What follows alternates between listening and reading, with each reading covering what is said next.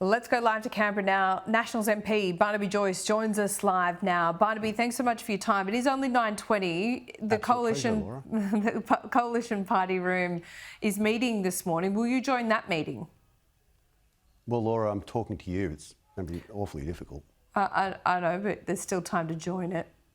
Is that? No, Laura. As I've said before, we keep on going over this territory, don't we? I've said if the coalition's position currently, the coalition position, is they agree with net zero and the Paris Agreement. And I come from a seat, Laura, where 31% of the area of the New England is going to be covered in solar panels and wind turbines. I don't think people ever comprehend that.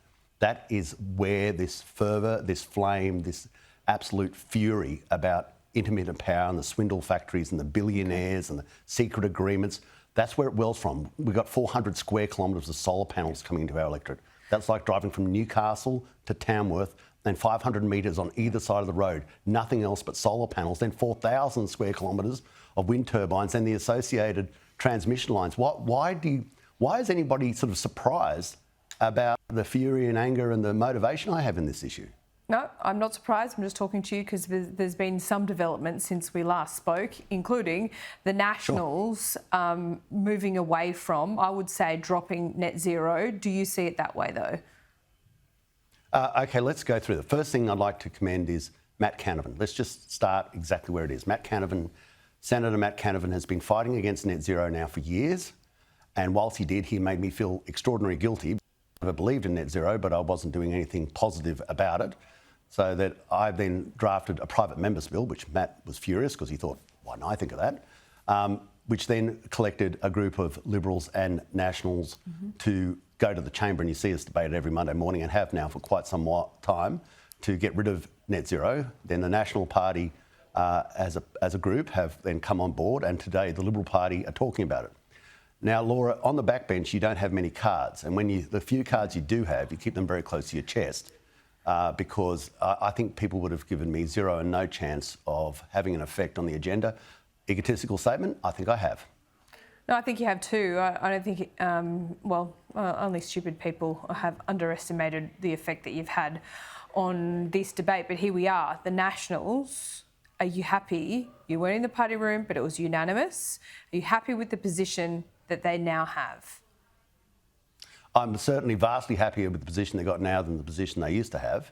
And of course, let's clearly understand the things that are still before us. They've still basically got a target, 30 to 40%. The question that will be asked of me back in New England, where I brought up in the first instance, they'll say, Barnaby, does this mean the intermittent power precinct in our area is no longer going to be built? Does that mean the transmission lines over my property will no longer be built? The pensioners in the poorer villages will say, does this mean my power prices are now going to come down? I have to answer that question. Now, if I go to an area and say, oh, no, well, they're still going to build the precinct and they're still going to build the transmission lines because we haven't actually fixed that part yet, they'll say, well, what was, apart from rhetorical flourish, what was the point of that?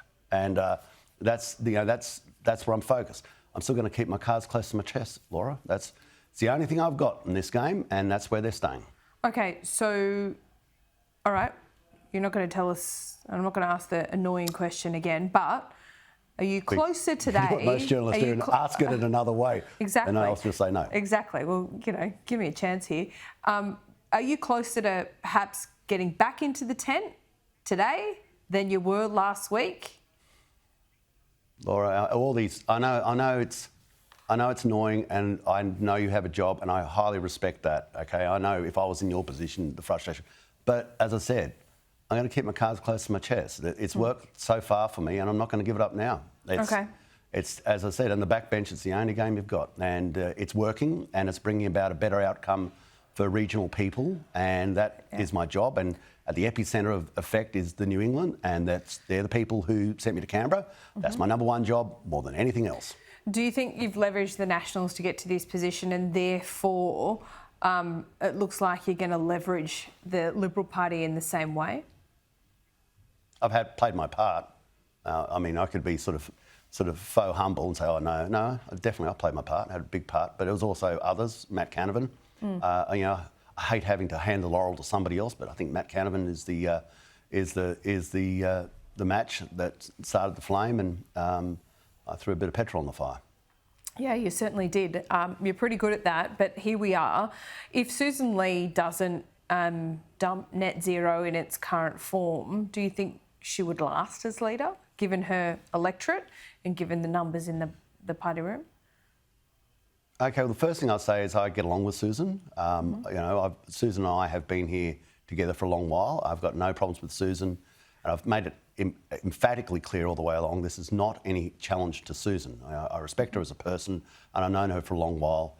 And as far as politics go, I think I'd call her a political friend. But the Liberal Party will make their decision about what they wish to do, and I would, suggest that they'll now be making that. That, of course, Laura, then they've got to come to a coalition position. What I will say on the record is when people say split the coalition, that's not as easy as you think, because I was there. I used to be in a party called the Queensland Nationals, and it disappeared. I had to join the Queensland division of the Liberal Party called the LNP. So what you'll have if you split the coalition, how does that actually work? So you can go to the LNP conference as a member of the coalition, and it works. But what are you going to do if you've got two separate parties? Are you going to have two separate conferences, or are you going to put the curtain back up and push people to different corners of the room? And what happens when the how to vote card gets handed out? I mean, they're blue. Are you going to say, well, no, I want a different how to vote card? And you've actually got to be endorsed. You've got endorsements, you've got pre-selections. Do you think the people are going to turn up to the pre-selection and say, hey, you stand for a different party, but I'm still going to pre-select you? But that's the most unlikely scenario at the moment, isn't it? Given Susan Lee said yesterday that, to her leadership team, that keeping the coalition together was the priority. Yeah. Well, that would suggest that they're going. Well, suggest they're going to find an agreement, and I would say that that's a very good idea.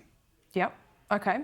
So, if there's an agreement, a walk away from net zero, they find a better way to reduce emissions, but also reprioritise, make people and prices the main priority here.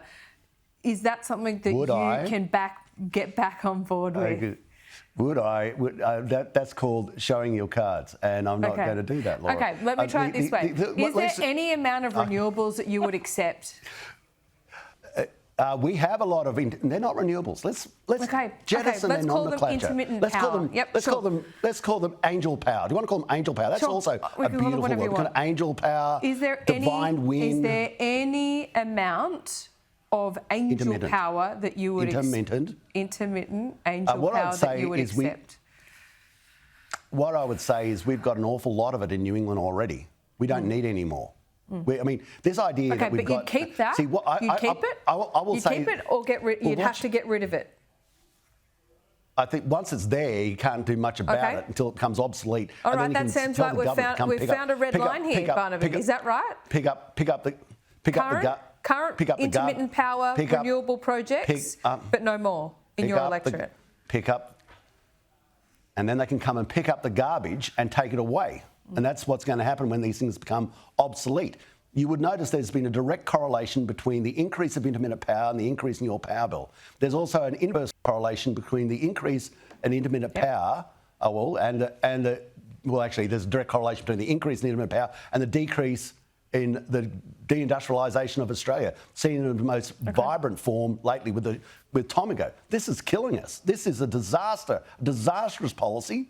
And if you're away from New England, if you want to look after Australia with China breathing down our neck, then I would say you better really get your act together on how we reindustrialise this nation and remind yourself of this.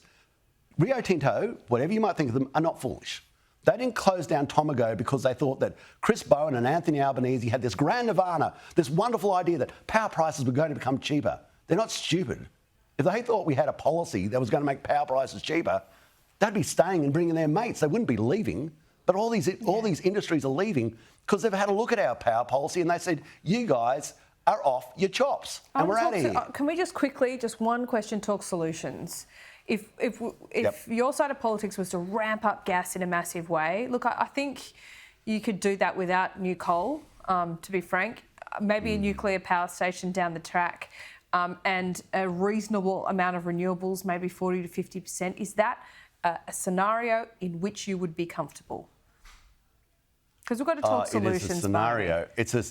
Yeah, I know. Well, I tell you, here's the solution. And see, we dance around it. The solution is coal-fired power is the cheapest. And see, I've been in the past where I say, we can't mention coal-fired power. You just not allowed to say it. You know, climate change. Well, and it's true, taxpayers Laura. are propping The cheapest form of power is... Taxpayers are propping it up, so they are paying some way. Laura, how many of these capacity investment schemes have you seen the details of? As you're in the fourth estate and a Serbic process, member of that fourth estate, when have you asked, can I see some of these capacity investment schemes? Because by gosh, you are underwriting these swindle factories. Yeah, there's a lot of subsidies in the energy industries, and I agree with you on renewables. Only subsidies by the appearance of things. And I would suggest get rid of all subsidies, all capacity investment schemes, all these things, and let's see who wins. And you know who's going to win? Coal-fired power. Okay. Well, I don't know whether we're ever going to see that, but hey, we're here to talk solutions. Poverty's what you can see. Poverty is coming. Have a good look at that. That's what's around the corner. Okay. Anything else you want to tell us this morning, without me with annoying questions? No. I think that we've been doing this for about 20 years, Laura. I really enjoy it. Okay. Well, somehow that doesn't seem entirely genuine, but we'll speak soon. Thanks, Barnaby. Appreciate it. See you.